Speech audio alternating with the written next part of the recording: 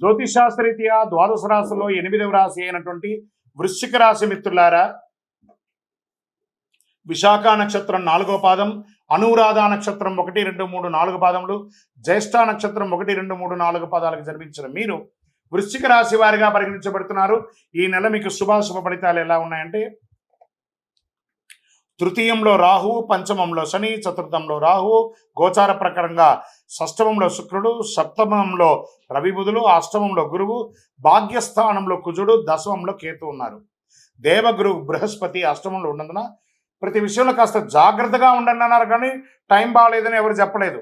మళ్ళీ దీన్ని వేరే రకంగా మీరు ఊహించుకోవాల్సిన అవసరం లేదు, కొంచెం జాగ్రత్తగా ఉండండి అన్నారు.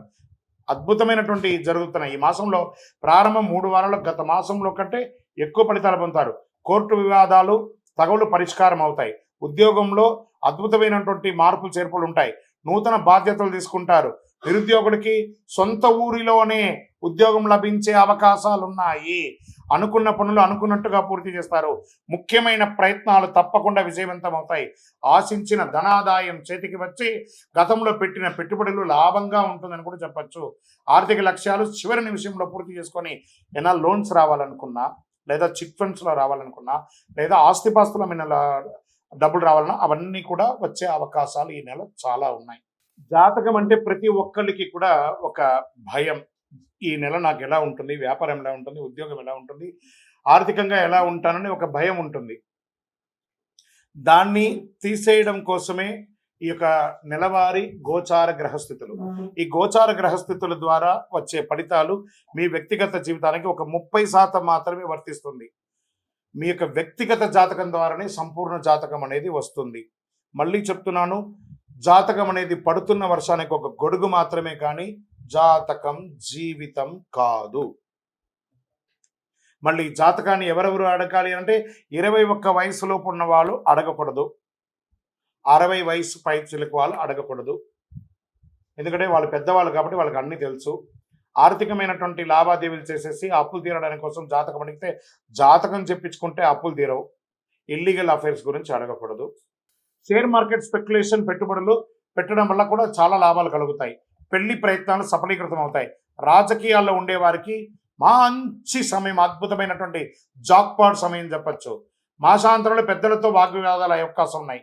మాసం ద్వితీయంలో 3వ వారంలో జాగ్రత్త. ప్రైవేటు ఉద్యోగులకి పనులు కాస్త మందకొడిగా ఉంటుంది. 23వ తారీఖు తదుపరి వేడుకలు, విందు వినోదాలకి దూరంగా ఉండడం మంచిది. ఖర్చులు విపరీతమైన అవకాశాలు ఉన్నాయి. చేతిలో కాస్త నిలువు కొంచెం తగ్గుతూ వస్తుంది. ముఖ్యంగా కుటుంబ సభ్యుల వలన కాస్త వ్యయం అధికంగా ఉంటుంది. విద్యార్థులకి మంచి సమయం. కోరుకున్న ఇన్స్టిట్యూషన్లో ప్రవేశం పొందుతారు.